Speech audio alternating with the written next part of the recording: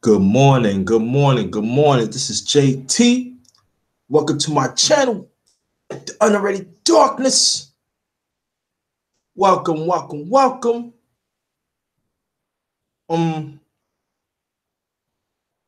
Let's get them likes and them views up on my past live streams and my videos. Very much appreciated. Hit the bell when I ever come with a powerful live stream or video. And hit the like button on this live stream and share it. Very much appreciated. If you want to know, you want to get to know me more, Facebook page, Jerry Thomas. My Facebook group, all in caps, JT MVP, Thinking for Ourselves.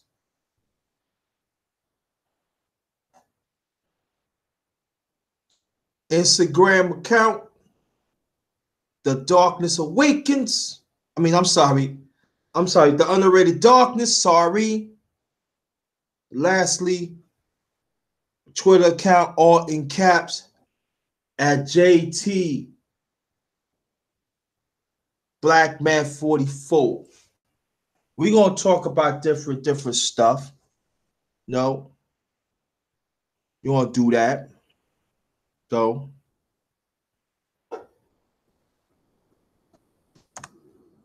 and we're going to talk about current things.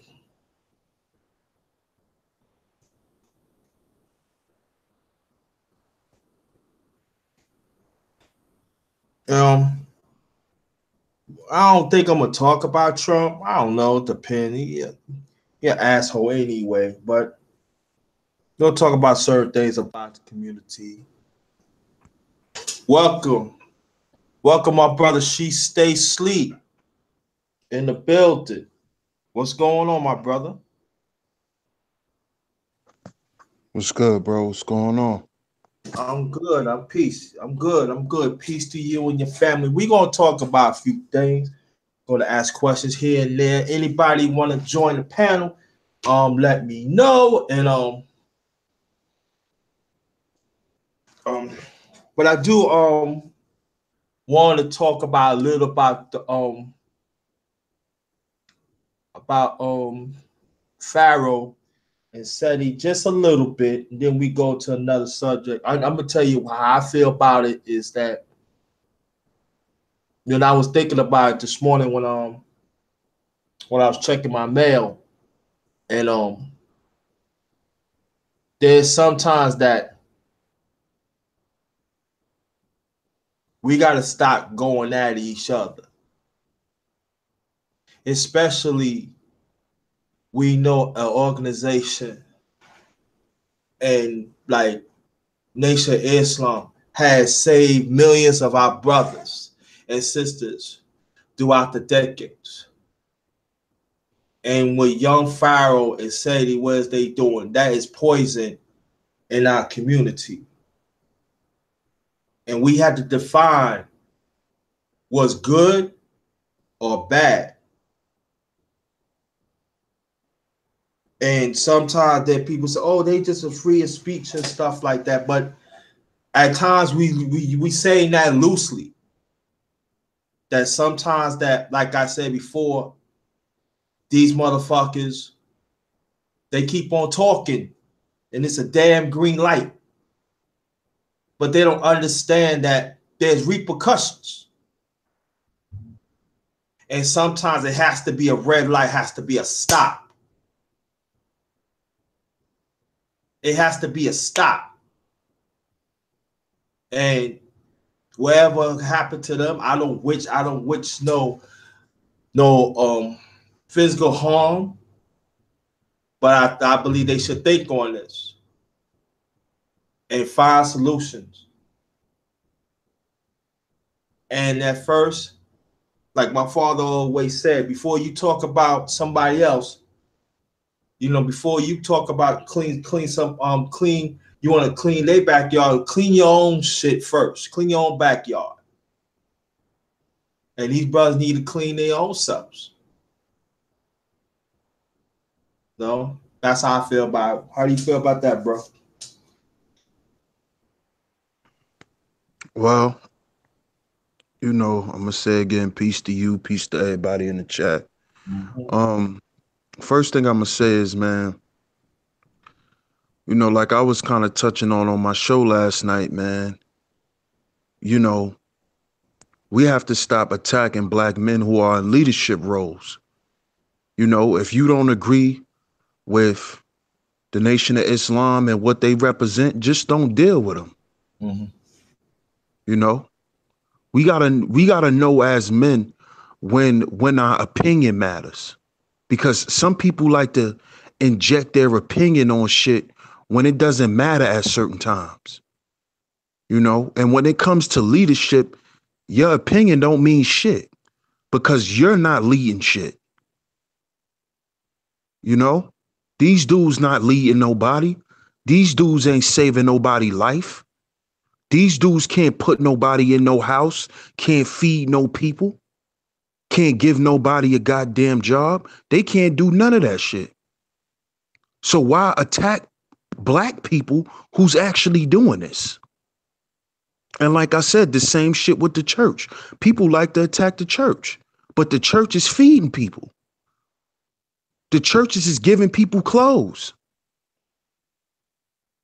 putting some people in houses, putting some kids through school. You know what I'm saying? Them dudes not doing none of that shit. But you got an opinion on how these dudes run a nation. If picture this, bro. I don't think them dudes could last one day in Farrakhan's shoes. If they had to lead a nation of men and women, they wouldn't know where to goddamn start. They just talking all of this world wrestling entertainment bullshit to entertain their chat rooms. But these people don't know how to lead no group of people. You see what I'm saying? All these dudes are trying to do is set up an environment to create a debate so people could come out and buy tickets to their show. That's all the shit is, man. It's just like the goddamn hip hop game. These dudes is on social media beefing with each other so motherfuckers could go and go watch them perform. It's promotion, man. And a lot of these YouTube dudes, they use these beefs and shit like that to promote themselves. Because, bad promotion is better than no promotion. So even if you're beefing, you're still promoting yourself.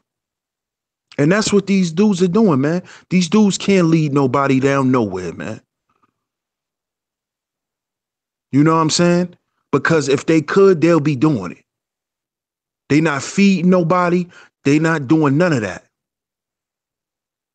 You know what I'm saying? If one of their homies come home from jail, they can't employ them. They can't see to it that they children are eating, that they wives are eating. You see what I'm saying? And brothers like Farrakhan been doing that shit for years. Like the video I played yesterday where the brother expressed his sentiments. He said Farrakhan and the Nation of Islam saved his life. Name me one life General said he done saved. Name me one life Pharaoh done saved. None. Where's the testimonies? All y'all got is a bunch of people in the chat room rooting y'all on to talk bullshit. So that's what it's all about, man. These dudes are not leaders of nothing. And this is what these people promote. You know what I'm saying? And I don't respect that shit, man. Respect leadership. If you don't agree with them, then don't deal with them. Period. Create your own shit. Stop feeling like you could go out and destroy everything and you haven't built shit. Motherfuckers want to destroy shit. They ain't even build nothing. Focus on building instead of destroying what's here. Because last time I checked, your name is Young Pharaoh Allah. Allah. So you sound real stupid, man. Sound real goddamn stupid. You know, and I don't respect that. And I never will. You don't agree with them? Just stay away from them. Create your own shit. Create your own organization. And get your nation of people to stand behind you and your ideology. Focus on building. Focus on progress. Destroying is not progress. That's being counterproductive, man. And actually, you trying to do the same shit that the government, along with plenty other organizations, been trying to do to the Nation of Islam for years. Trying to destroy it. Now, I know people got they're agents, they're this, they're that. Well, that's your opinions. Like I said before, it's a lot of shit I don't agree with. But I respect leadership. I respect people who putting in the work. Because the results are show. The results show. And the results show on that side is super chats and subscribers. That's all the results that's being shown on that side. You don't have nobody getting up there saying their testimonies about what they done for them, what they've information even done for them. It's all entertainment, man. That's all it is, bro. I'm sorry. I feel what you're saying, and go more to that point is this that as long as I remember, Sadie, I remember that back in the days you was a cokehead. I remember the when you used to go around the country, had the lectures, I heard you was sniffing it up. Yeah, Sarnetta already put that out there, bro. Right. That he had a drug issue. Mm-hmm. So the thing is for me, brother, that here's me again, living proof, family, living proof. Before you want to pack others, gotta pack yourself. You gotta clean yourself up. And then if you need help, be around the Nation of Islam, like people like to help clean you up. And then at the same time, family, if you really want to know, look at the movie Malcolm X. That's proof right there. So for me, go along with you saying, my brother, that we got to find real leadership or forced leadership. Like I always using my concepts, as you already know, brother. These are character hoppers. Character hoppers is not leadership, people. Let me say it again. Character hoppers is not leadership. They hop to here, they hop to here, they hop to here. They have nothing to stand for. Leadership, you stand what you believe in, you stand firm with it, and you mobilize people. And that's what the Nation of Islam has meant for me, Even the Black Panthers has meant for me. And for me, we got to start tearing down each other, especially the black man, like you said, that is in leadership, that help mobilize our community. And like I said, we got to define what leadership is. Because a lot of people, quite a few people on YouTube, they think leadership is character hoppers. Oh, I'm a character. I'm leading check to check. No. You're not mobilizing. You mobilize dumbass people that want to be part of that. You got to put yourself out there. Firstly, you got to work within yourself. Mo. So enough for that and everything. But the one question I do want to ask you, my brother, that all this stuff is really happening with our kids and with the school shootings and stuff, like that. How do us as a people, how we could protect ourselves with these school shootings, and how do we go about legislate for our rights as a people? I asked that question because peace out to you, Charles Willie. Thanks for joining, my sister. I asked that question because when I be at work or I'm at home, when all these school shootings and other things happen, I don't see us. I get it. I understand. It's just for me, how do we find a solution for that? Well, Well, from my from my standpoint, standpoint, if you talking about legislature, you speaking on, policies and laws. Well, first thing we need to do is we need to, for one, this is why I say we have to heal before we build, because the first thing we have to do is we need to get over our own bullshit between one another so we can start to put together our resources, which is our money, you know, take a couple years off from buying a bunch of bullshit, put some money together so we can fund lobbyists, so we can have our own candidates to promote the things that we want for us. Because none of these politicians are for black people, because they look at us as a underclass. So we're like the servants, or what they used to call serfs. We're like the serfs of society today. Nobody gives a fuck about a black person, you know?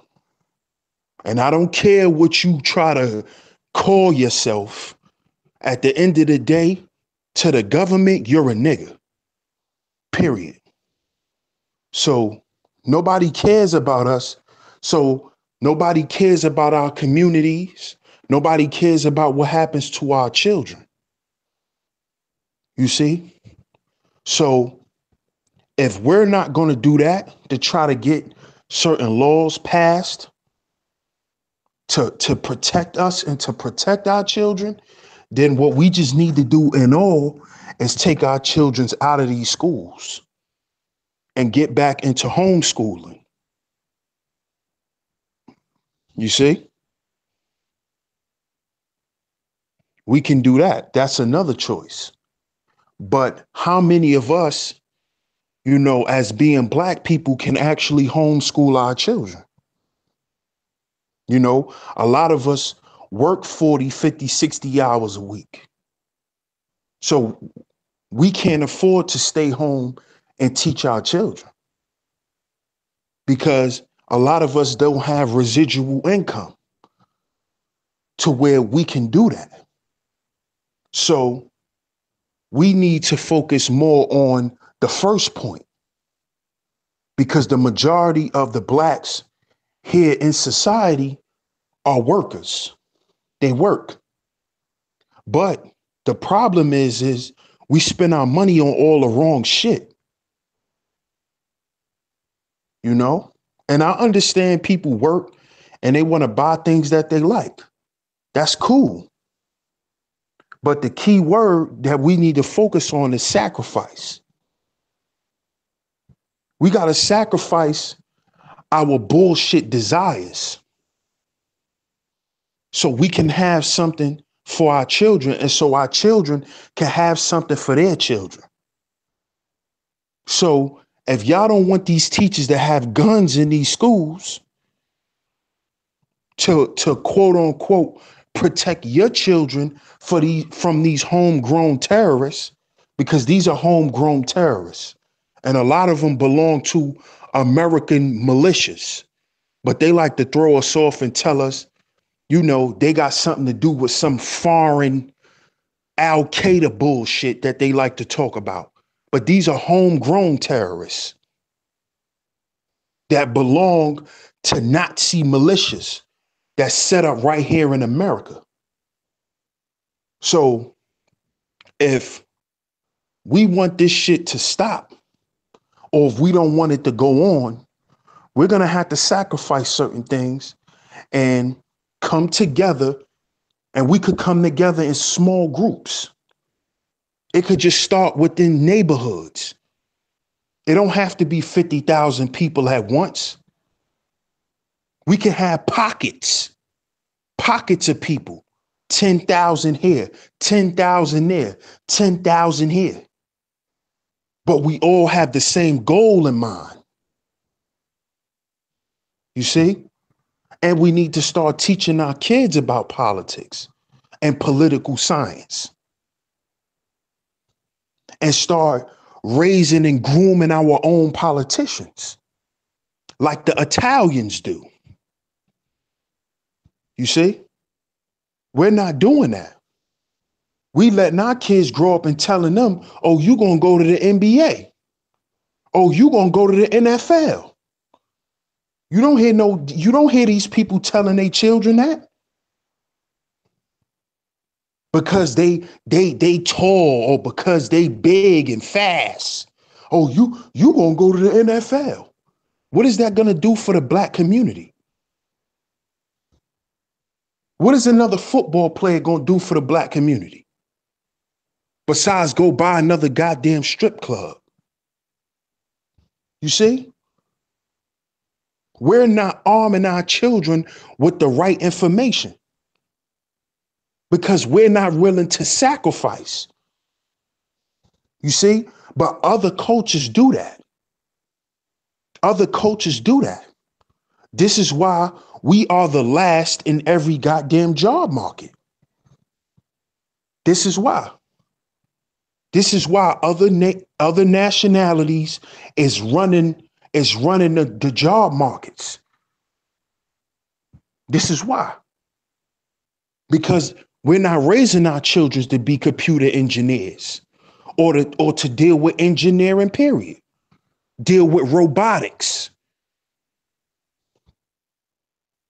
Deal with anthropology. Deal with agriculture. We're not raising our kids to deal with this shit. We want our kids to go to the NBA. We want our kids to go to the NFL. We want our kids to get signed to Universal Records. When, as y'all can see, once them people cut you the fuck off, you left to go back to the streets. Look what just happened to Glenn Davis. He just got caught up on multiple drug offenses. Ex-NBA player.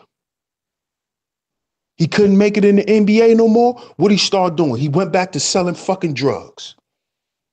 He went back to selling drugs. Because that's what he know. That's what he know. And see, people don't understand that all this shit is a setup. This is why we got to push our children in another direction in life. We got to push them in another direction. But that's only if, as a parent, you want your child to make a difference for their people. See, a lot of us are selfish. All we care about is just what we got for us. When at the end of the day, when you look up at the scoreboard, the scores is still 0. We still ain't put no points up. So no matter how many Jay-Z's we got, 50 Cents we got, Russell Simmons we got, that shit it don't put no points up on the board. None. Just look at the stats. That shit don't help us in white America. It don't. It don't. It doesn't do nothing for us as a people. Their individual wealth don't do shit for us. It don't help us. No matter how many turkeys they give out, no matter how many new shoes and backpacks they give away, that shit don't do nothing for us. We're still stuck in the same predicament politically. You see? So we got to start pushing our children in another direction to become other things, to become important figures in society. That's what they need to be focused on. But it all starts with the parents and how the parents are thinking. Because it's the parents that's raising these children. So that's what we got to do, man. That's what we got to do. But first, we got to get out our own way. We got to get out our own way by being fucking selfish. Because guess what? No matter how much individual wealth you quote unquote got, or riches, because it's not wealth, because wealth is based on family. It's based on a family. So we're not even dealing with wealth. Jay-Z is not wealthy. He's rich. He's not wealthy. And we got to understand that. So that's what we got to do, man. That's what we got to do. We got to sacrifice for the next 10, 20 years, maybe longer than that. Because we're about 100 years behind of other races. So we got a long way before we catch up. So that's going to take generations. But we got to plant the seeds. We got to plant the seeds. We may not be here to see the change come, but we got to be those ancestors. We got to be the ones who laid the foundation. You see? Just like we had plenty of our people who laid the foundation for us to be striving for something more now. If it wasn't for the Malcolms, if it wasn't for the Fannie Loos, you know, the Bobby Seals, if it wasn't for these people, we wouldn't have a fucking direction to go in. But now we just going backwards again, man. And that's because we're too comfortable with just existing. Too comfortable, man. And that's the problem. We got to focus on other shit and stop making consumerism, you know, our top priority. How much shit we can buy, how much shit we can consume to make us feel like we're successful. And that's the problem we have. We still believe that if I can buy all of this shit, I'm good, or I've accomplished something. You ain't accomplished shit. All you did was go out and buy up a bunch of shit. And you bought up a bunch of shit from a bunch of people who don't give a damn about you. And these same companies like Walmart and all of these places, they are the ones who help fund lobbyists so laws could be passed in their favor. You see, these corporations is doing that. While at the same time, we purchasing from them every fucking day. Every day. When they're funding their agenda with our money. We're not using our money to fund our own agenda because we don't have a fucking agenda. Mm-hmm. We don't have. That's facts. And then go more on your point, brother, that I always say this, and I want family to hear it. We got to stop leasing capital and have our own capital. That means in politics too. We got to stop leasing our vote and hold our vote. We got to stop having this leasing mindset and this consuming mindset, because all that we just doing, we just recycling back in the communities who do not give a damn about it. And I'm not talking about the economics. because it goes to economics too, but also in politics too. And we wonder why, go more on your point, my brother, that we always finish last, because we always leasting. We see certain things I want. It's like cooking that I do well. That's one of my talents. I don't cook just, okay, I'm cooking for one day and I'm going to throw it out. Usually when I cook a lot, or sometimes so it could save me for a few days. I'm not leasing. I'm preserving. Yeah, that's the word I want to use. We got to learn to preserve our wealth. We got to learn, our capital. We got to learn to preserve our vote and get back to the schooling too, that majority of our people are illiterate. So we got to go back to school. So you cannot teach illiterate with illiterate. So we have to go back, go to school and learn. So when we have kids, so when it's time that we want to home schooling, at least we have the basics. That's why we get over too, because a lot of us, we illiterate a lot of things. To instead to educate the mindset. We got to educate our mindset. We got to change the mindset of leasing. We got to change the mindset of the importance of have our own, to gravitate our own. And that is very, very important. So that's an excellent point you bring on, my brother. I very much appreciated that. But I want to touch on brotherhood.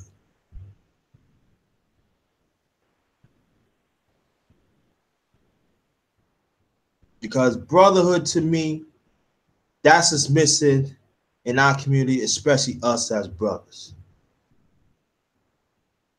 I remember when I come up, I'm not saying it was all peaches and cream, but I see our brothers unite. I see our brothers take care of each other. I seen brothers that no matter what, they protect our community. I seen brothers at times they form block parties or certain organizations so that could impact our lives. They had leadership quad. They had programs to better ourselves. And my question to you, brother, why our brotherhood in our community is so broken? Well, give me a second, bro. Okay. Yeah, welcome to Darkness Awakens. Darkness Awakens. I'm sorry. The Underrated Darkness. This is gonna be an open panel. And I'm slowly but surely getting into it and everything. I'm gonna do it. I'm gonna do it often in the future, but I'm just gonna ease my way to it, and that's what I'm gonna have at times. So I'm gonna invite people. Oh yeah, stay tuned. I'm gonna do an interview on AnsonToys.com, the brother Ernest Jones. I work with him. Watch out for that. So it's gonna be some things that's gonna come up. So watch out for that.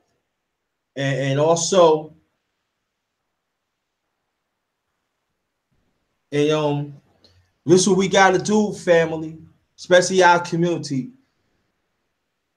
We gotta pack each other. There's a lot of division between us. And then the ones who is not willing to work with us, they gotta get called out. And we gotta put them aside. Hopefully they will change, they will come back. That's what my channel's about. My channel's about to impact each other's lives. It's not all about me. Nah, it's about each other. Giving yourself for the benefit of our community. I'm talking about the ones who want to. And we have to understand that each of us play a part. We got to stop having this selfish. We got to stop, keep on giving to people who do not give a damn about us, that want to be part of the popularity club. To me, ain't no such thing a popularity club when you deal with the oppressor. And people, and then we got to understand too, there are people in our community who do not have the best interests of us anyway, that even look like us. So what we need to do is we got to put them aside. Shout out to Charles Willie. Thank you so much, my sister, to come. Anybody from the outside, looking in, please come, please come. Welcome, please. And that's what I'm all about. More about solutions. More about building. How do I be part of building, uplifting?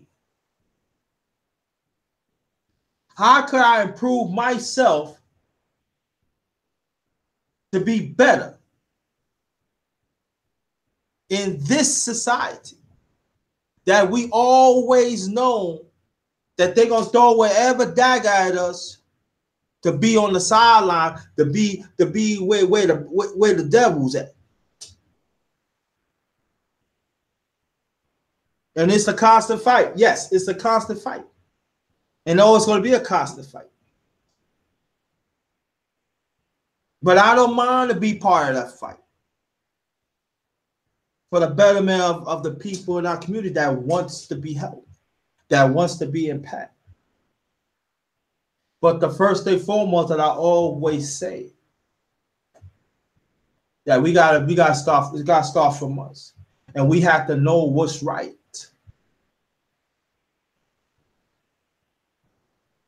We have to be self-reliant of ourselves. Even at times it is ugly. Even if you feel it, you deal with it, because you know one day you're going to be better. You're going to be stronger. Your lens is going to be much clearer. And it's going to be a greater purpose.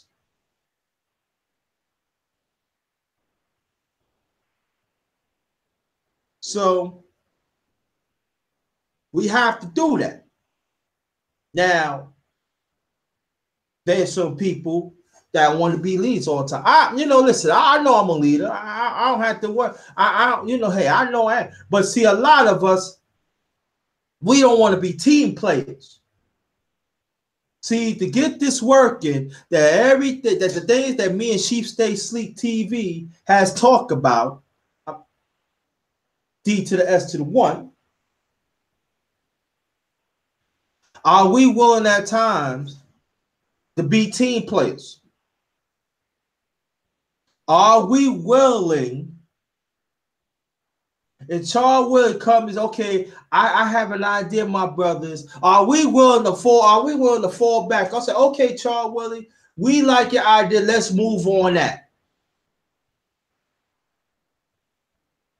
The same thing. She stays asleep. Oh, yeah, I got an idea. We should move on. Okay, that's a good idea. Okay, we move on that.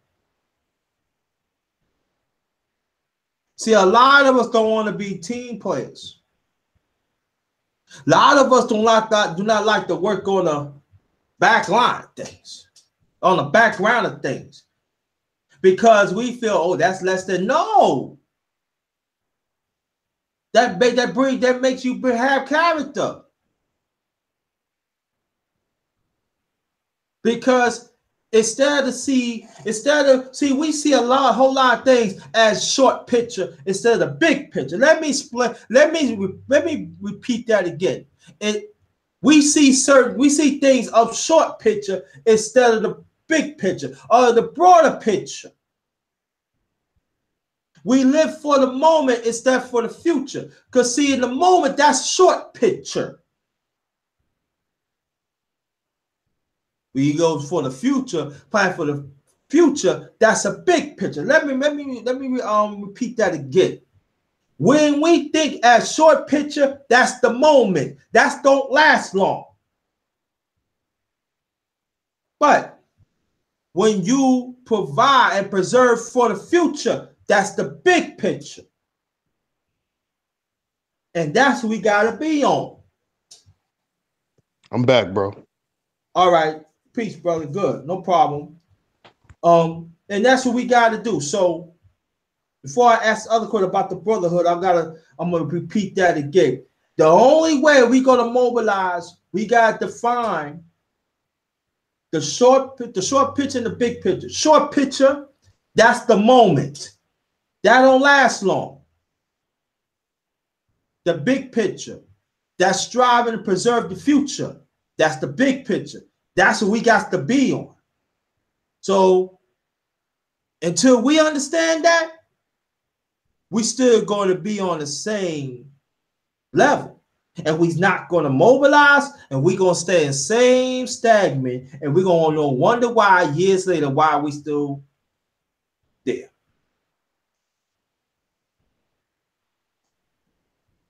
So my brother, about brotherhood, why us as brothers, our brotherhood is not strong?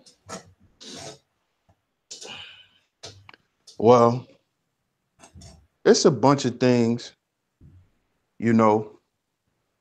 Mainly, I'm gonna say because a lot of dudes, it's just a lot of bitch assness.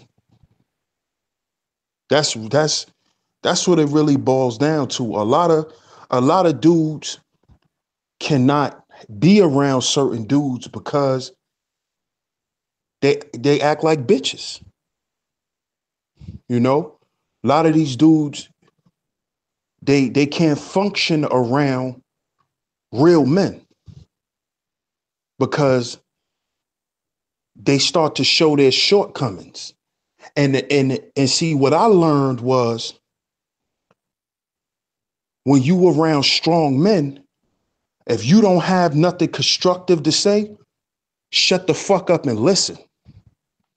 But see, a lot of these dudes, they so bitchified that they like to come out and blab they fucking mouth. And for one, they don't make sense. And for two, they really don't have shit to offer. And that's what it boils down to. A lot of these dudes is just bitch ass niggas.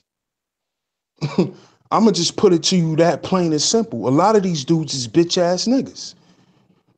They always want to compete with other dudes, but know that they can't compete with them. So when they around people that's more elite than them, they feel small. So they gotta poke their chest out to prove that they something they're not. And that fucks them up.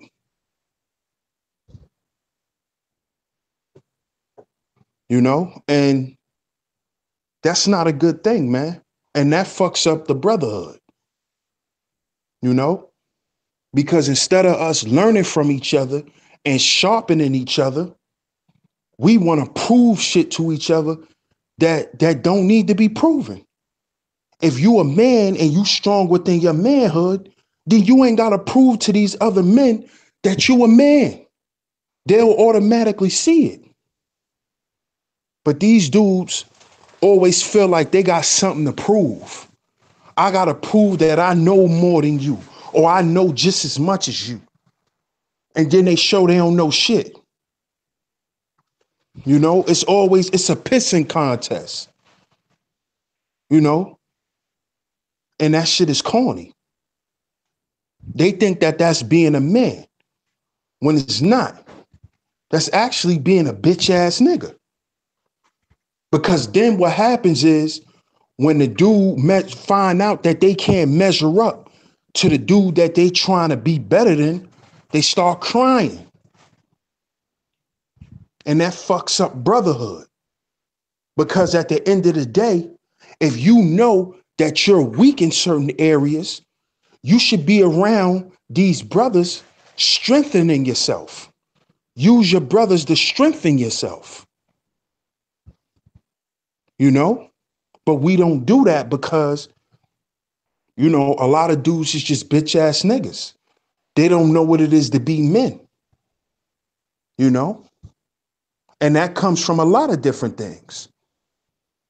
You know, it comes from a lot of different things, man. And that's what I believe the problem is. We don't compete with each other in a healthy way. We compete with each other in a destructive kind of way. I want to prove she likes me more than you. I get more women than you. Corny shit. That's not going to prove or help nothing at the end of the goddamn day. You proving you could get more women than me is not going to help the state of black men. You proving that you smarter than me is not going to help the state of black men. We should be learning from each other, not thinking we smarter than each other. Because as a whole, to the world, all black men look fucking stupid. So we need to be learning from each other so we could build to have things. And that's what I think it is, man. A lot of these dudes, at the core of these dudes, they just bitch ass niggas. That's really what it is, man.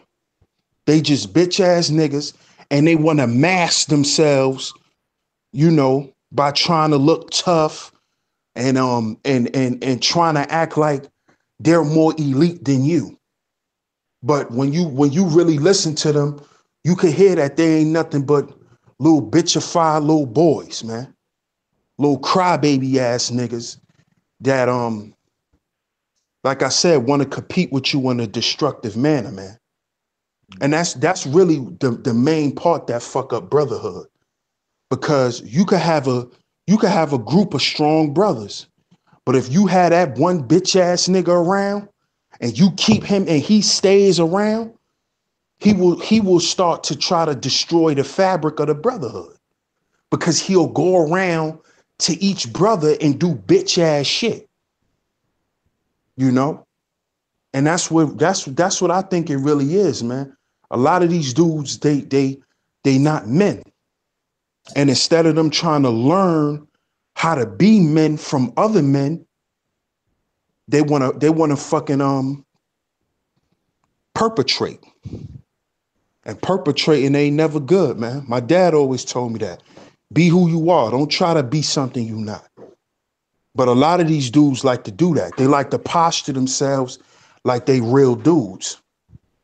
And that's what really fucks shit up and it causes confusion. You know? And we gotta stop that shit, man. We really do.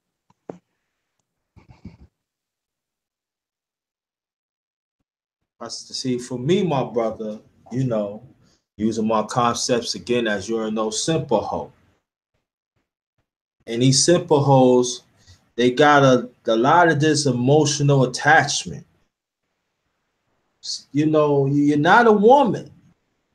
Get off those panties, get on them, put on them big boy shorts and be the fucking man.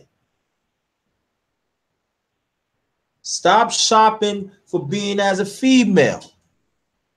And I'm sick of it. I'm with you. I'm tired of it because, you know, me and you, brother, we seen it. We been through it. And I'm not going to elaborate on that, but, you know, come on. Man, do not go chat to chat and talk about the next man. A man stand up in their own 2 feet, like I always say. Alpha male, we hold our own balls. We stand on our own truths. And there's a lot of beta males, they don't do that. They don't want to do that. Recognize the real. If you can't fuck with it, stay your scary ass over there. Don't bring no shit over here. Fuck, tired of this bullshit. Tired our brotherhood. We have to sacrifice for these dumbness. I mean, not sacrifice. I'm just saying dealing with this. But we gonna always deal with it, bro. We gonna always deal with it.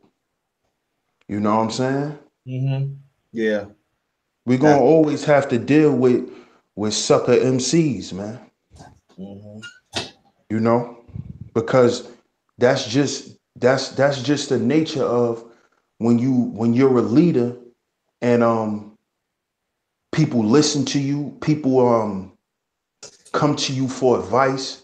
Mm-hmm. You know, other men, they really see a lot of these hating ass dudes, man. They really look up to you. They're really your admirers.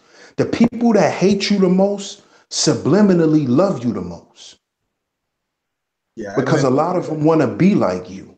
Yeah. You know, they want to be a part of what you a part of, but they don't know how to say that Mm-hmm. because they don't want to look no type of way. Mm-hmm. That's bitch ass nigga shit. Yeah, I remember, um, subscribe and like to my channel, the underrated darkness. Welcome, family. Please join in. But I remember that when I was on my when I on my way on the comeback, I remember we had that conversation, and I remember you would tell me along those lines and stuff. And I knew, but it's a reminder, and that helped me a lot. That when I see certain things, and and to me that's what it's all about. I laugh at these motherfuckers. Oh, like at times that you can't get mad. You gotta laugh at these fools. These trolls, beta males, and all that. It's really, really like, and now it's much more happening on YouTube. Now you got other people that you never seen before. They follow along the lines of some bitch ass shit. No, it's like really like, but what it is. But like I always tell the family like this, that you gotta know the real or not. If you're a follower, that means you fire around bullshit. If you different, you know the real, and you know how to build your life up and everything. But there's another question that I do want to ask you about how do we advocate more services our kids that have special needs and disability in our community? Well, I'm gonna say this. Um, being that, I have a child with special needs, um, I'm gonna say first of all, we first need to see what's actually available already, Mm-hmm. because a lot of us don't know what's really out there for us. Mm-hmm. See, a lot of shit that people sit up here and say, oh, this is only for white people. It's really not. Mm-hmm. It's available to all people. We just don't take advantage of the shit Mm-hmm. because we don't know. So a lot of us that deals with children with special needs, there's a whole system in place for that. Because truth be told, most of the children that ADHD, autistic, have Down syndrome, and Mm-hmm. all of these ailments, that plagues other communities more than ours. Mm-hmm. So the system already has multiple programs and things set up for these people, Mm-hmm. but they couldn't make it. They couldn't make it. They couldn't make it a gender specific or a race specific thing. Mm-hmm. But those issues plague more in the Caucasian community. than in Mm-hmm. our community. So Yes. there's a lot of things out there. We just have to go to the right agencies and find out what your child can qualify for. Mm-hmm. That's number one. You know, Mm-hmm. number two is you have to really work with your child on your own, because in the last county me and my family lived in, the schooling out there was not good. So they didn't have a good program for my younger son to be in school where he could learn effectively, Mm-hmm. because the county didn't have enough money to pay for these programs, to have these professionals come and teach these kids so they could learn effectively. And it was affecting my son. So what me and my wife did was we took our son out of school, started our own homeschool, registered it, got certain books, and my son stayed out of school for a whole year. He stayed out of school for a whole year, and we taught him at home. And he learned more at home than he learned in school.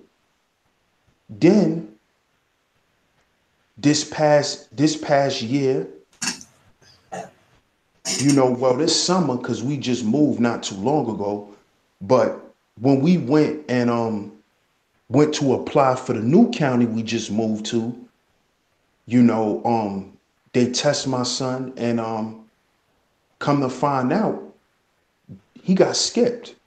They Mm-hmm. skipped him all the way. They skipped him all the way to his right grade. When last year he was just about damn near a grade or two back. So when they tested my son and they saw how much he knew, what they did was they put him right in second grade. And now my son is he's doing much, much better. Mm-hmm. Much better. The last school he was in, they didn't even teach him how to write. Mm. So we had to take him out of school, teach him how to write his name, teach him how to spell his name. We had to teach him all of that. Teach him addition, teach him a little bit of subtraction. And over that year of him being out of school, it really helped him, because now he's on a much better path and he's learning more and more every day. Because in this county, they have the programs, they have the resources to pay for these children with these issues. Mm. So it's all about where you live too. If you live in an impoverished neighborhood, your schools are going to be bullshit. The curriculum is going to be bullshit. You see? And a lot of us don't understand that. That's why I was saying too, we gotta understand just basic politics. Right. Wherever you live at is gonna dictate how you live. So that's going into the supermarkets that's available to you, the food. Mm-hmm. It's gonna have bad food. You in a bad neighborhood, you're gonna eat bad food. You're gonna go to bad schools. Mm-hmm. You see what I'm saying? But a lot of us just don't understand that, basic point. So that's the first thing we need to do. Mm-hmm. Find out what's available. Mm-hmm. And if there's nothing available to you where you live, you may have to take your child out of school and teach them. And if you can't do that, save up some money and move somewhere else. Mm-hmm. Well, I know. Especially if you can't teach your own children, you Right. know? Mm-hmm. That's a good point. I know for my younger brother Lamar that you heard that yesterday. I mean, you heard before. What happened was what happened was there was a school bus that take him to a certain district, but they was not showing him nothing. So my mother and father had to really search where he can get the added provided resources, and come to find out there's a bus had to pick him up certain morning, I remember I used to take him downstairs before I go to school. And he had to go there. See, we born and raised in Brooklyn, so you know what I'm talking about. He had to actually go in the white neighborhood because that's what they had the resources at. And then I remember that when he was like going to other school before that, he was not happy. He wasn't. But when he went outside the neighborhood, they happy. He learning. He gets off the school bus happy. Can't wait to go back to school. And his inner self has grown. And go more to your point that when we have a child or cousin or whatever has special needs and stuff or disability, like my brother D to that to the one saying, I'm gonna elaborate on that too. You breaking up, bro. Oh, I'm sorry. Hold on.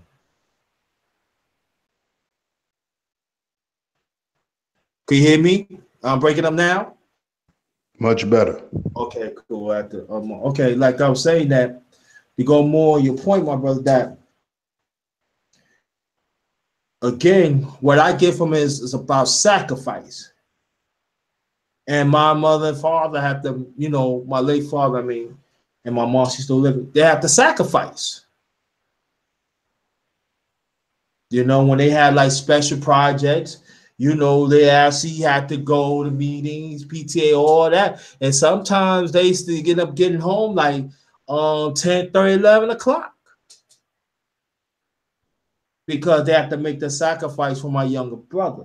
So my advice with D to the one, make that sacrifice and understand that the programs is not going to be in our community.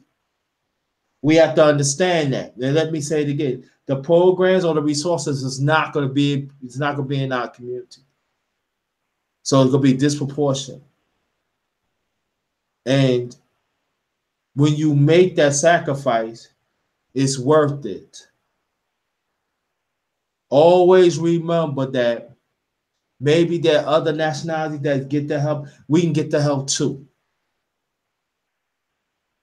That's why I always say advocate, advocate, advocate. We have to learn to advocate more for our kids, but at the same time, be educational about it. Know the politics with it too, because that's very important. Know the politics. Talk to your congressman. Talk to the councilwoman. Talk to the councilman. Talk to the district leader. That's what my mother and father had to do. That's how my brother was getting the help. So put yourself out there. Always say that, my child deserves it too. We deserve it too. No? Exactly, bro. Because a lot of us as black people think that there's not a lot of things that's awarded to us, but it is. We just got to go and find it. It's not easily accessible to us. So we have to go and find it. And a lot of things that, well, I'm not going to say a lot of things, but one thing that's our problem when it comes to our children is we're not active in the school system, in our child's education. A lot of these parents today don't go to parent teacher school night to talk to your kids' teachers, speak to the principal, speak to the guidance counselors. That's the type of stuff my parents used to do. A lot of these new school parents, that's raising children that's between the ages of 5 and 15. These are fairly new parents. Me and my wife, we're both young parents, but we're very active. We communicate with our sons' teachers. A lot of us don't do that shit. A lot of us don't go and try to be on the school boards. and going to these district meetings and finding out what's coming down the pipeline dealing with the curriculum. A lot of us don't do that no more, bro. And that's fucking us up. But then the first thing we want to holler is, oh, this white system is fucked up. Look what it's doing to our kids. You don't know what the fuck it's doing to your kids until you read it on the goddamn Fox News, nigga. It's fact. You don't know what the hell going on, because nigga, you ain't in the schools. So shut up. You ain't going to school to see what's going on with your child. Your ass sitting at home. And that's the problem too. And that's why we don't know what resources we have for our children also. Because we not dealing with the goddamn schools. When if we go with the schools and deal with these people and make your presence known as a parent, because see, one thing I notice, when I go to my son's schools, a lot of the teachers respect me. A lot of the women, the mothers, they speak to me. They smile at me. You know why? Because there's not a lot of dads going to see what's going on with their children's education. You see? And that's another problem Black men have. We're not focused on what the fuck our kids are learning, because we think as fathers, all we supposed to do is pay for shit. All we got to do is buy the school sneakers, but you never go up to the goddamn school. You only want to go up to the school when he's suspended. You see? You don't never want to go up to the school and speak to the teachers and find out why your son or daughter is failing. Why they fighting in school. You don't even know what's going on in the environment they got your children in. So as parents, we got to start doing that too. We got to start being active. We got to go up to the school and make our presence known and felt. We're here. We care about our children. You're not going to do our child any kind of way. We don't want to see our children fail. And that's the problem with a lot of Black parents too. But then we want to blame the school. But you don't even know what's going on at the goddamn school. You ain't been to school since you went and enrolled them. Yeah, right? Yeah. That's a problem. It is. It really is a problem. That's a problem. That's a problem. It really is.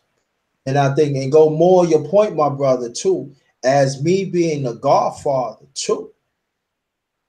And I got to emphasize that you don't have to have a child to be participant or to be in the PTA meetings. Like for me, what I'm doing right now, I forgot to talk to you about. They're gonna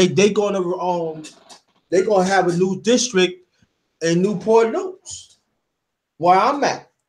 So what happened was I talked one of the brothers that's gonna be part of it. I gave my number. I said, listen, I want to know, I want to be part of the committees and stuff like that. And they said, all right, Mr. Thomas.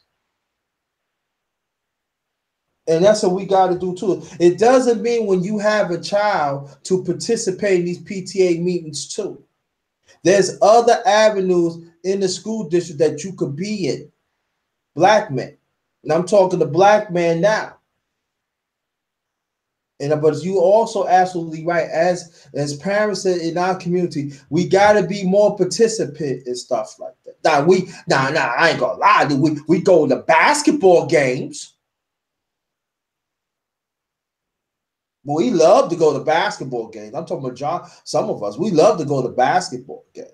But when it's got something to do with educational, we don't show up. We don't encourage the check. Or the child do good in school. Look at that. You'd be surprised. And see, part of that, Black man, understand this, that's part of nourishing. The care for your child, of every child's well-being, that's part of nourishing that we missing in our community.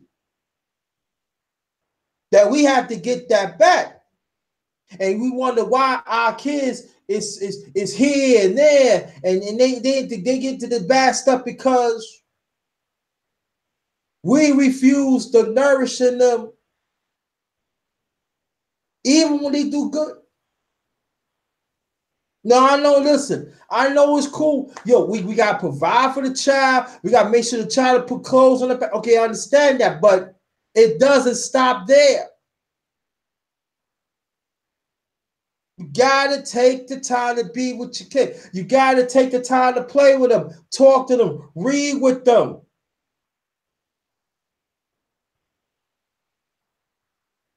Take time, ask questions about the teachers. You know, learn what's going on.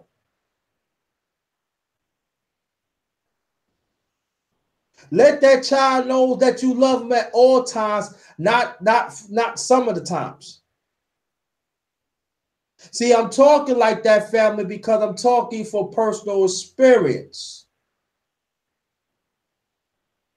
Despite my father, my late father was a hard person, but at least at times he showed up to PTA meetings with my moms. And like you said, my brother, you know, there was like a certain respect that the woman was given to my father. I remember in high school, I gave him the PTA meeting. I said, man, you know, I'm here. Go, because yes, he said he gonna come. And he showed up. And they said, oh, your son do good in school and stuff like that. I think he should join the basketball team and stuff like that. So you want to join? Nah, I don't want to join the basketball team. Because, you know, that's another story. That's politics. That's another story. But I felt real good. And it does play the role of your activity within yourself, too. Part of nourishing. That's what it's all about. So, black man, we got to get back to nourishing our kids all the time, not some of the times. Not good, because it's hurting us, bringing us backwards. Now, brother, I'm going to switch it up. We're going to talk about sports.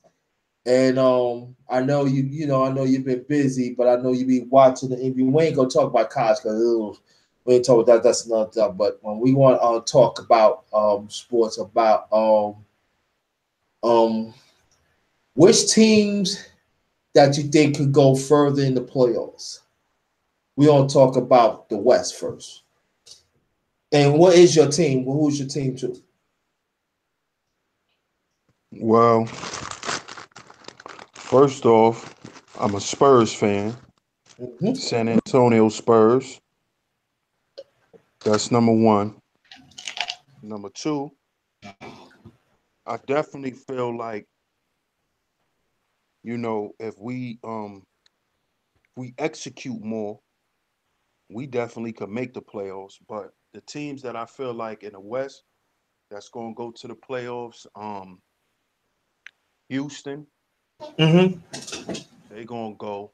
Of course, Golden State, OKC, Mm-hmm. the Spurs, and mm,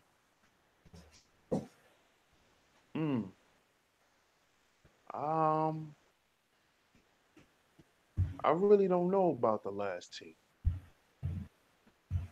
Mm. I really don't know like the last couple teams, but I'm definitely banking on them for sure.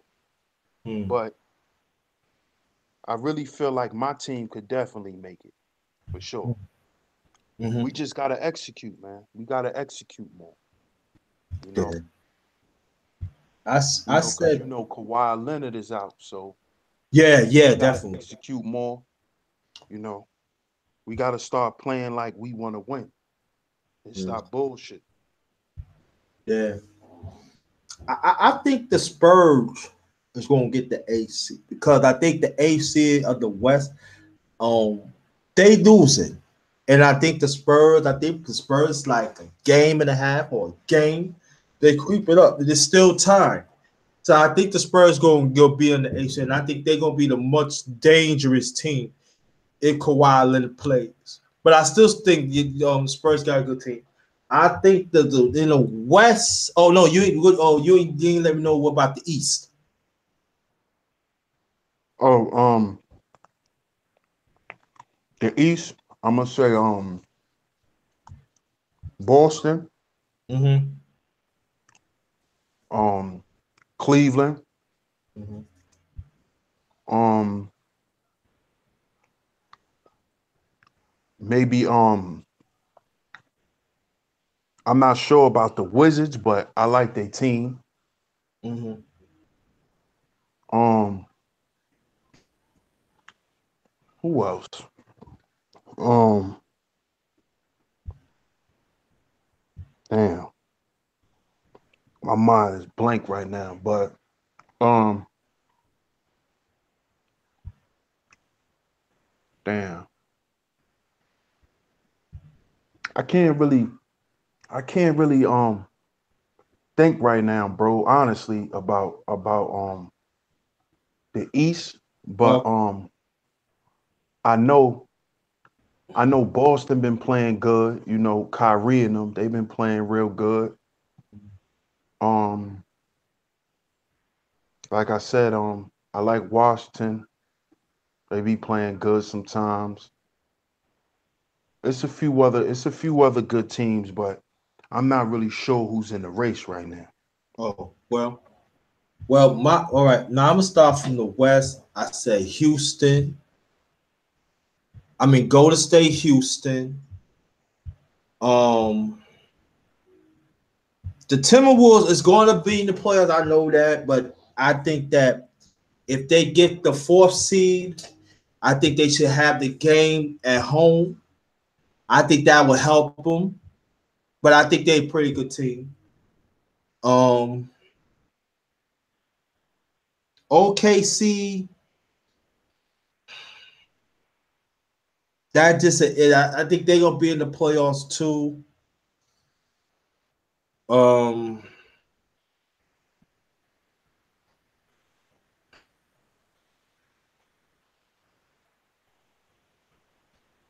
I don't know about Memphis. I really don't know, but I think that I mean the Spurs too. I forgot to put the Spurs in, but if the Spurs had Kawhi Leonard, I believe they can go real deep in the playoffs. I think that if they get to Golden State or the Western Finals, I think they could cause problems because LaMarcus Aldridge lately is playing out of his mind, and now I noticed that he going his left now.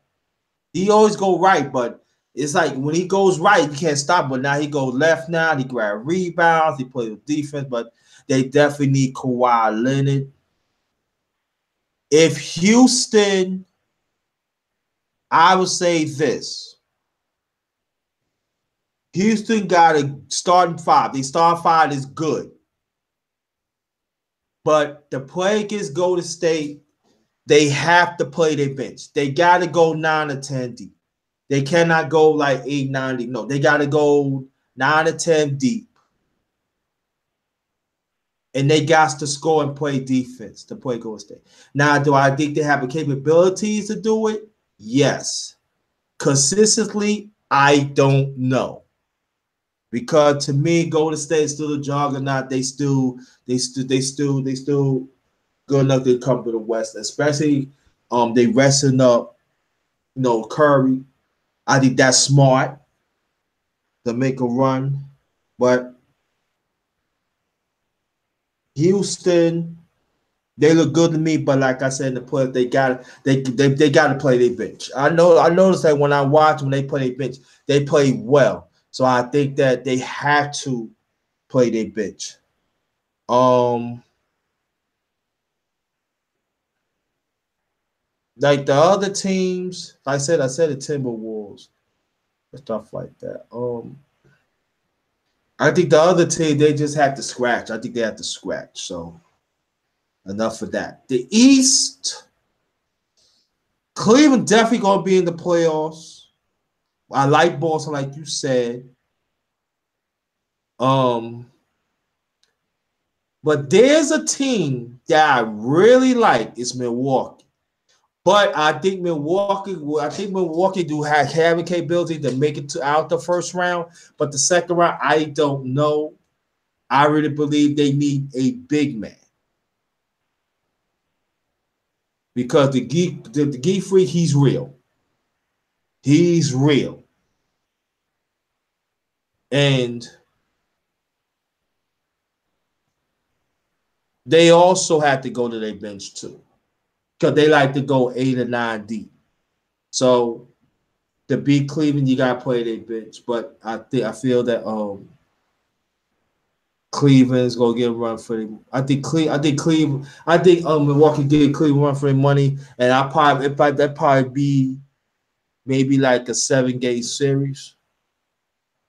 But Milwaukee is young, so they gonna get better. But I believe that if they get a big man, now if they have something like a Dwight Howard,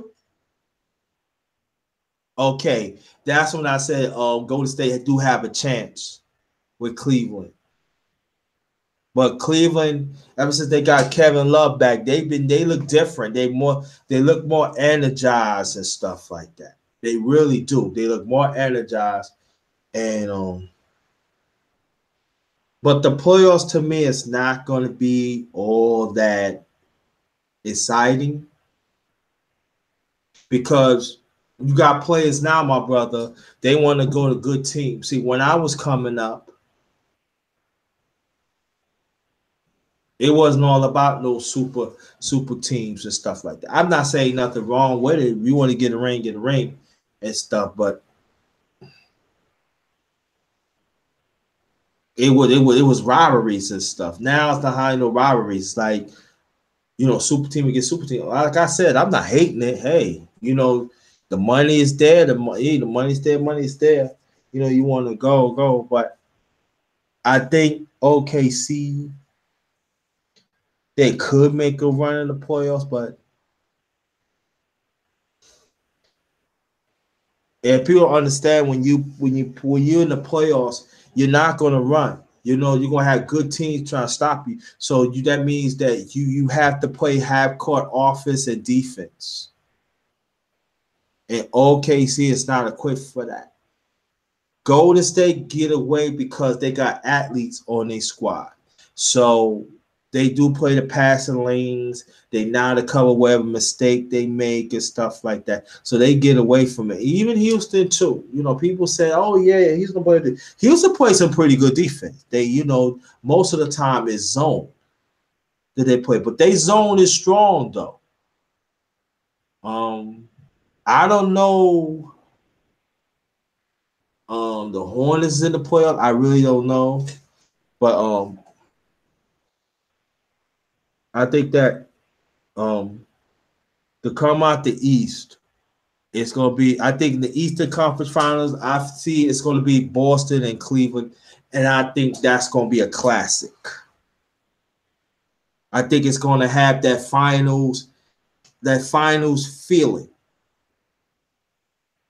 And I think Golden State against Houston is going to have that finals feeling too, of the Western Finals.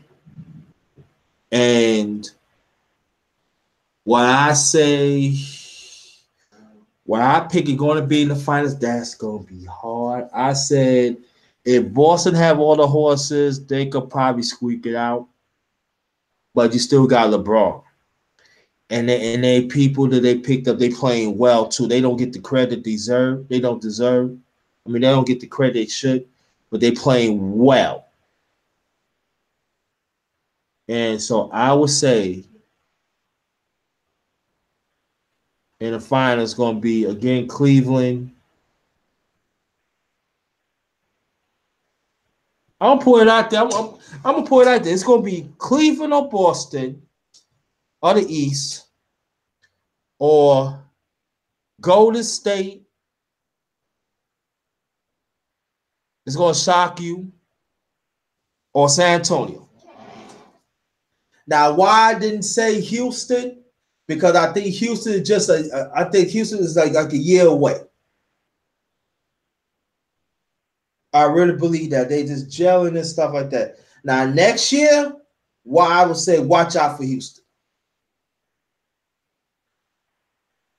Yeah, Yeah, I think I think Houston do do need need at least at least one more one more solid player Mm-hmm. for for James Harden. See, James Harden need another guy. He need another go-to guy because it's like James Harden is like the one who has to do every goddamn thing. Mm-hmm. You know, when it's time for him to take the big shot, being that he's the superstar, there's nothing wrong with that. But I feel like James Harden sometimes need to take a break. Yeah. You know what I'm saying? I think he gets worn out too much.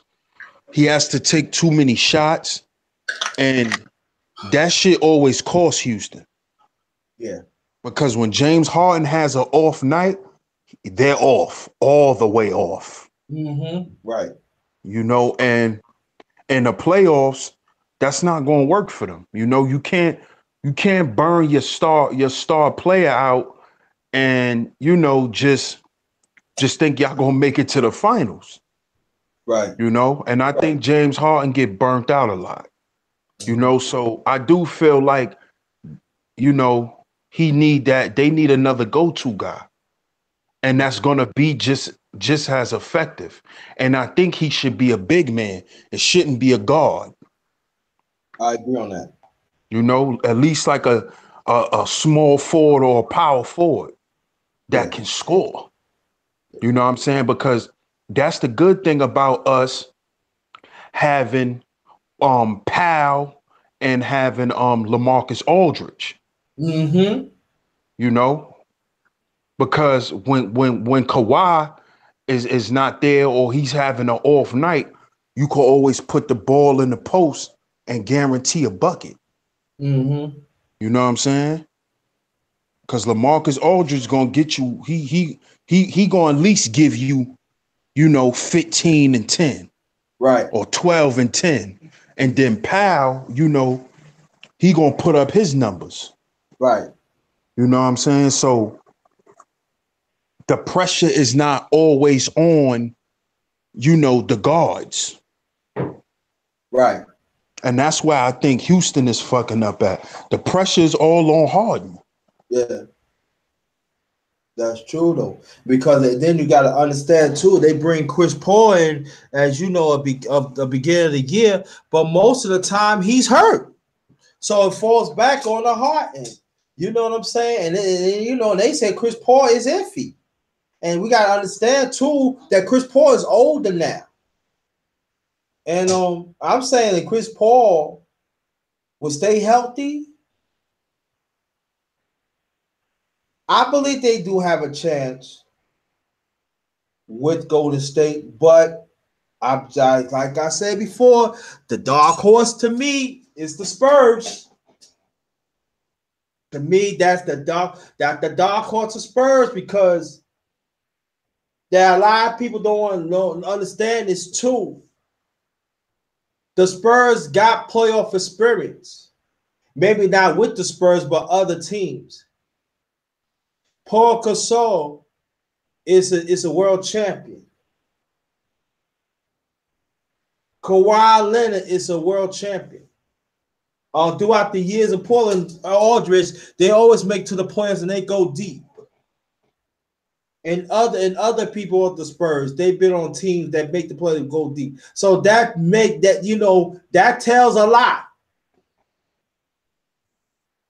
They know the ins and outs of the playoffs. They've been there. And that's why I said the Spurs, that's the team to watch out for. They get into the playoffs, and like I said, they get Kawhi Leonard. I don't see nobody stopping them because they could score, and also they play defense too. And then I keep on forgetting about Ginobili too, and Parker. Right. Right. Right.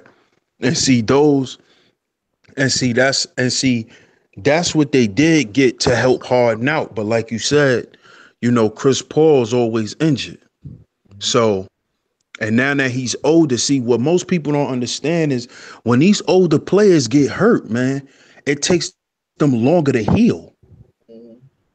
You know what I'm saying? It takes them longer to come back and be 100%. You know, but we also, I think we always got to watch out for OKC too, because when Melo ready to turn up, They turn it's up. on. It's on. Oh yeah. It's on. And when you can't stop Carmelo. No, you can't. When Carmelo get on his shit, he can't be stopped. Oh, he can't. No. So we gotta watch out for them too. Yeah. Gotta watch out for OKC because I know they going to the playoffs. Yeah, they They go to going. they go to the play, but see, this is the key though, for me at OKC. I meant to bring that up a few minutes ago. Is Carmelo going to get enough touches? Because we still got the other guy, George. George won his touches, and that's going to cause a conflict. Now, me and you know that Melo cannot, like you said, when Melo be on his bag, and I don't care who you are, he cannot be stopped. Even LeBron said that.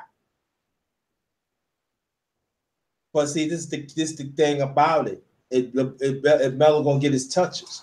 Now, if Melo get his touches, OKC can make a run. But I don't see that because Paul George gonna want his touches.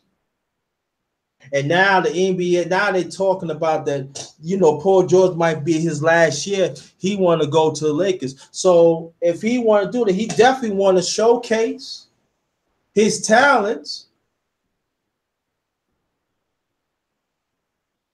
That's all I'm Right. saying. But see, I feel like they got Paul George for nothing, man. I feel like Paul George just made a stop in OKC to go somewhere else because he not really putting in no real work. No, he's not. He's a good talent. Mhm. You can't take talent from people. He's very talented, but he just not putting up them baskets, man. You know, they need to swap that out and let Melo take that spot, man, especially in the playoffs, because Mhm. I feel like I feel like Westbrook could count more on Melo than Paul George. I agree on that. And I feel like they'll work as a team better because you could always kick the ball out to Melo, and Melo's unstoppable on the block. Very unstoppable on the When block. he back people down, you can't stop him.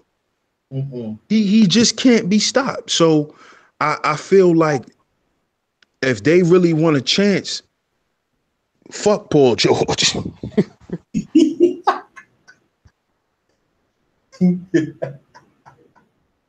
Yeah, you right. Is it to me? Right, I think for me, like Paul George, when he first went to OKC, like why the fuck he went to OKC? For what? And I knew then Melo was not going to get the touch because now people blaming Melo, talking about, oh yeah, his fault. No, it's not his fault. I'm sorry. You got Steven Adams, that's 6'11". You mean you cannot grab fucking 9 or 10 rebounds? Why Westbrook getting like triple doubles every day? I'm not taking no time away of Westbrook. But Steven Adams, you can't grab fucking 9 or 10 rebounds a goddamn night?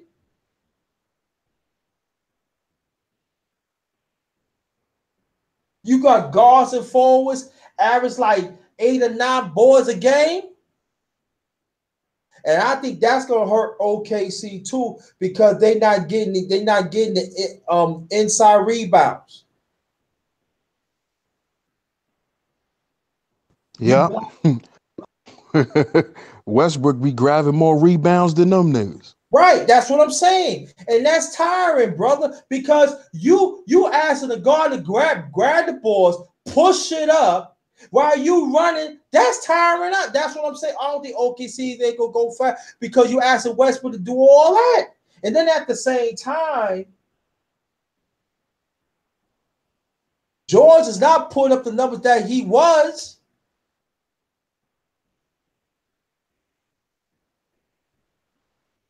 Sure isn't. He's Sure not isn't. the numbers. He's not into playing no defense. He always power now, but you want to give it to Melo. Yo, any given night, Melo give you 30 a night easily. He can give you 30 after 3 quarters. When you got a Exactly.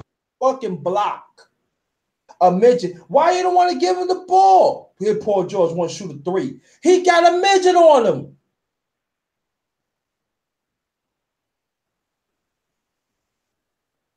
I said he don't want to be here, man.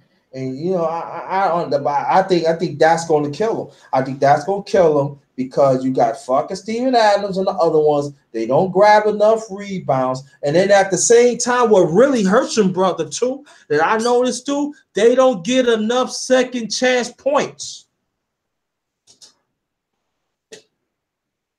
Yep. And that's due to the lack of offensive rebounding. Yep. And if you put Melo in the game, Melo grabs rebounds also. Right. He grabs rebounds. But I feel, bro, honestly, I feel like as far as the media goes, they always attack Melo. Yeah. They've been doing that shit since he came in the NBA, man. Yeah. You know, they always tried to say, compare him to LeBron.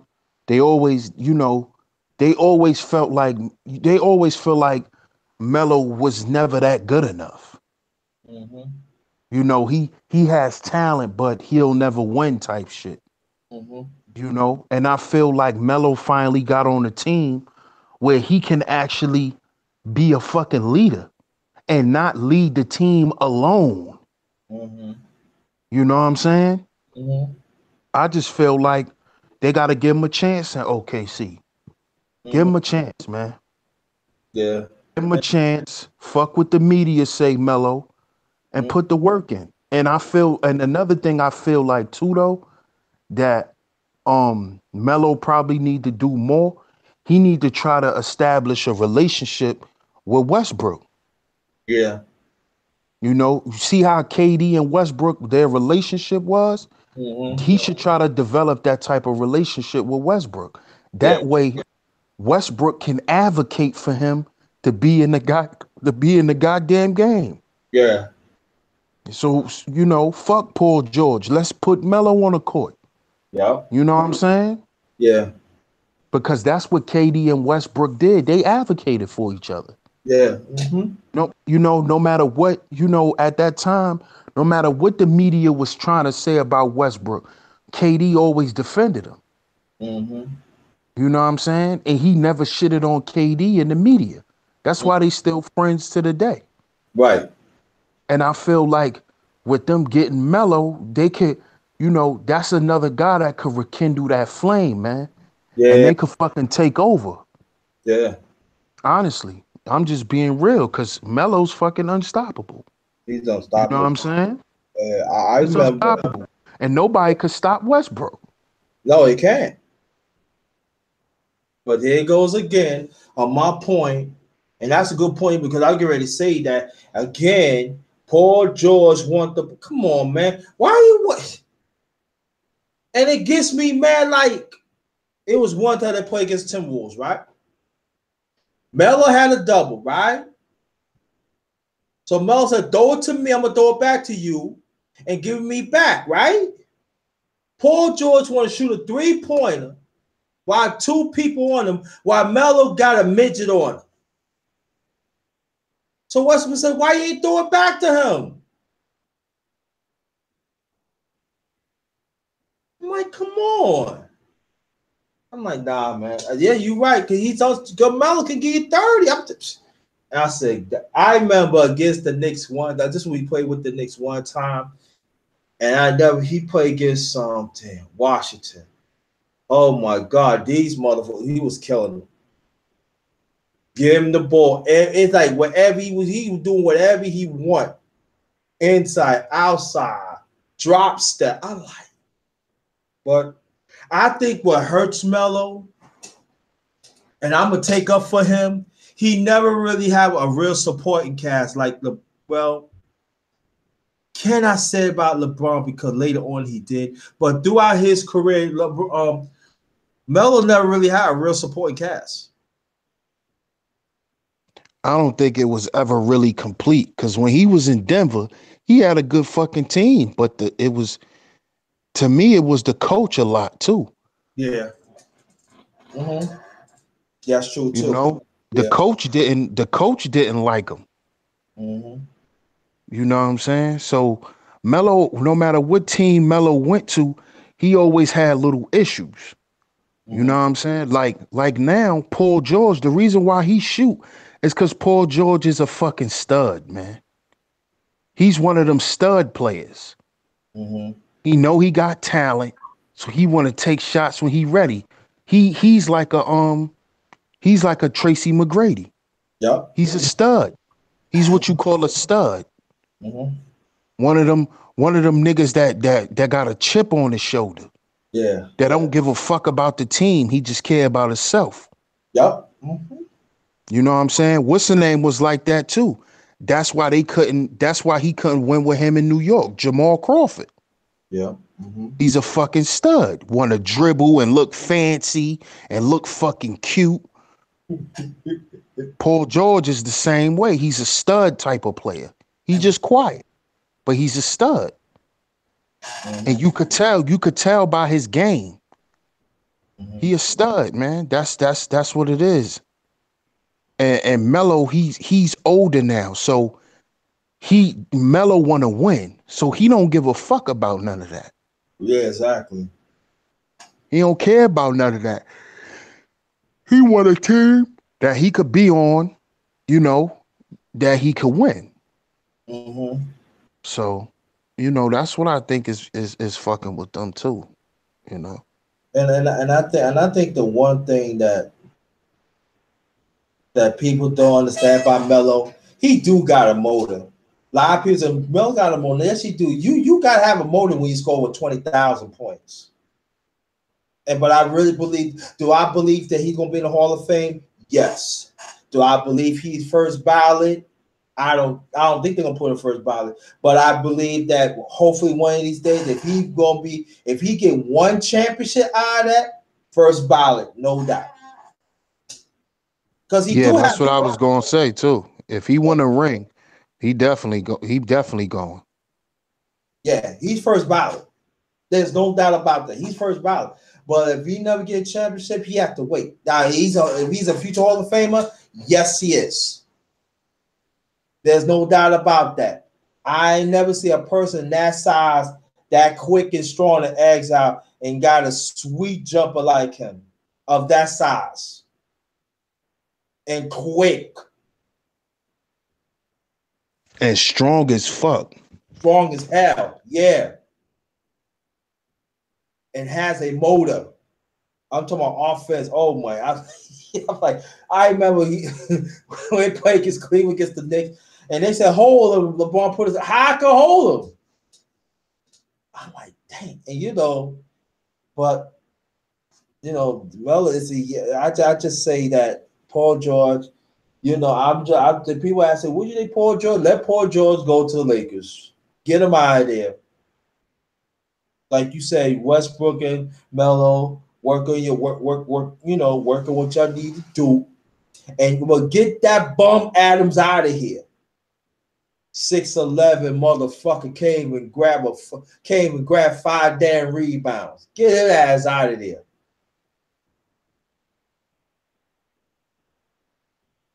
Because that's gonna hurt him. That is Yeah, going to he's hurt a him. bum. Steven Adams is definitely a bum. He a bum.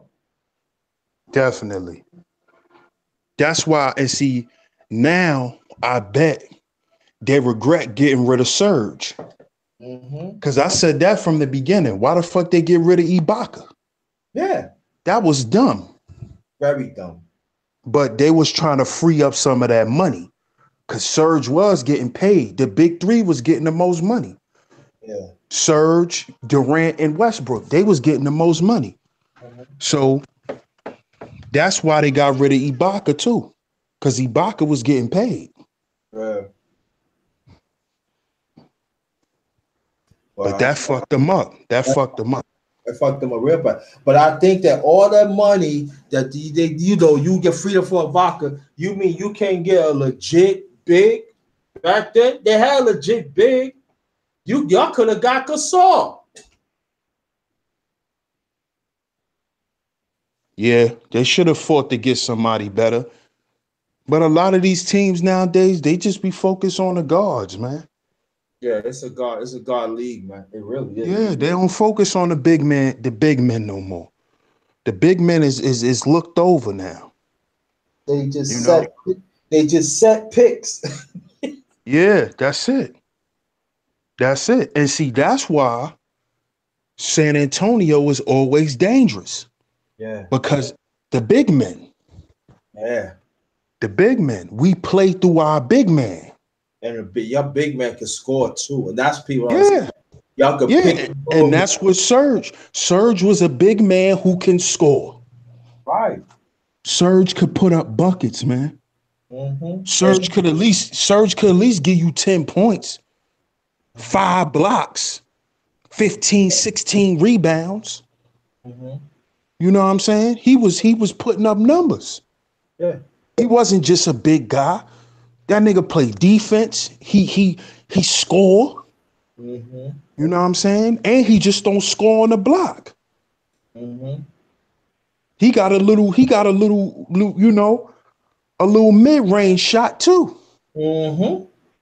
You know what I'm saying? Mm-hmm. So you picture instead of fucking Steven Bum, no rebound as Adams, if they would have catch Serge on that shit. Now I would say besides the Spurs, that would be a dangerous team. Hell yeah. Hell yeah. Hell yeah. And I think that they'll beat Houston easily. Very easily. Mm-hmm. They'll beat them easily. Oh yeah. They'll run through them. They'll be a problem. Mm-hmm. OKC will be a problem, man. If Mm-hmm. they had a better big guy in the middle and they play mellow over George, it's on and popping. Mm-hmm. That's a fact. It'd be on and popping. Cause Westbrook is that little nigga is a machine, man. Yes, he is, man. That little nigga is a machine. He don't stop. He don't He does not stop. and He get does not stop. and give motherfucking posters too. That nigga don't stop, man. He don't stop, man. Mm-mm. He don't stop. I believe Steph Curry scared of that nigga. When Steph played Westbrook, Yeah. he be cooking Steph. Mm-hmm. He be tearing Steph ass up, Yeah. tearing his ass up Mm-hmm. because Steph can't stop his energy. He got a different type of game. He do, man. Mm-hmm. You know what I'm saying? Steph he's a set shooter. You got to set him up with shit. Yeah. Westbrook create his own baskets. Yeah, that's true though, because a lot He's of a people, point guard with a shooting guard game. He right, creates his own shot. right. And I think that a lot of people don't understand. I mean, that's a good point you brought out there, bro. Because I was explaining these motherfuckers out here. I said, y'all don't know the game, man. I said when Steph Curry had the ball, they set picks. He got a nice handle. Don't get me wrong. Do I think he set up people? Yeah, he set up people, but it's not consistent. You gotta look at angles. You gotta look at picks, how they set. But Westbrook, like you said, he got the shooting guard mentality. He just go. he just go. He Yep. just go. And that is a difference. And he got that mentality like, nigga, I'm going and you and nobody on the court could stop me. Mm-hmm. He has that mentality. He's fierce. Yeah. That's what I love about Westbrook. He's a fierce little motherfucker. He not scared of nobody and he ain't scared of nothing. Uh-huh. Straight up. Yeah.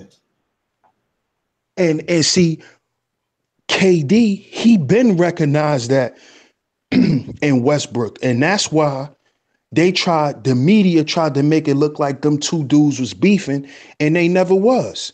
He Go ahead. let Westbrook play the way he is. Mm-hmm. Go ahead, Westbrook. I'm here So, to hold you down. mm-hmm. You know what I'm saying? Just like now. Who's the go-to guy on Golden State? Not What? Steph no more. Durant is. Durant. Yeah, Durant. Yeah. When it's time to make that game-winning shot, they give the ball to Kevin Durant. Mm-hmm. Straight up. We saw that. We saw that when they won the goddamn championship that year. The year before last. Mm-hmm. You saw it. Who won the goddamn championship for him? Kevin Durant. Yeah. Kevin Durant. Mm-hmm. You know what I'm saying? So, you know, as far as sports and the NBA, man, that's what it's gonna be. But I think it's gonna be a good playoff season. It's Mm-hmm. definitely gonna be a good playoff season for sure. Definitely. Oh yeah, shout out to Victor Lyons TV. Subscribe and like to his channel. Welcome my brother Victor Lyons TV. Yeah, I think I said the playoffs was gonna be all that, but to really think about it, yeah, I think it's gonna be pretty good. But like I said, I believe that the Spurs gonna get that eighth seed. I would believe that. I really believe that because to me, the Spurs peaking at the right time. Usually, when people have that AC, they want to be comfortable. No, the Spurs they hungry because they know they can make a run and stuff. So I'm looking for whoever have the AC. I don't think they're gonna. I don't think they're gonna hurt. I don't think it's going to hold for long. And then if they play that one game to see if they gonna get to the playoffs, we know the Spurs gonna win that. So I'm looking forward for that and everything to get to that. I know you have not watched the cause NCAA, but there is there's a lot of upsets, and it's gonna be like teams gonna be like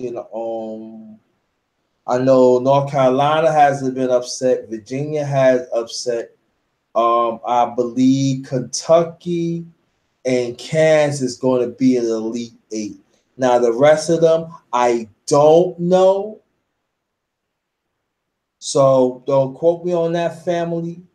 But I think that there are some people say that it might be a small school one day going to win the championship, going to win the whole thing.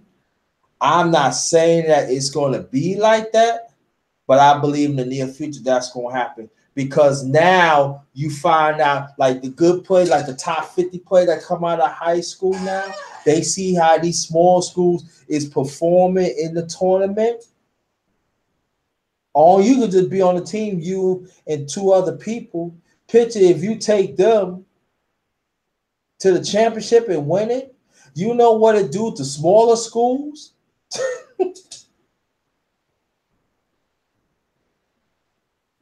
Yeah, good point, man. So I believe one day, like I said, if it happened this year, okay, I want that. But it's going to be a small school going to win the championship because, like you said, it's a guard playing lead now, too, in college. And now you got then you got like these big, you got the big men. A lot of them is not playing college no more. They go straight to the NBA, and so now a lot of them, they play that three guard offense and got that one, got the two forwards, could grab rebound, shoot, whatever. And then you got centers now. They play that European style. They shoot threes and stuff. But oh yeah, I forgot of the NBA is the Pelicans. I totally forgot about the Pelicans. That's another team you need to watch because AD is real.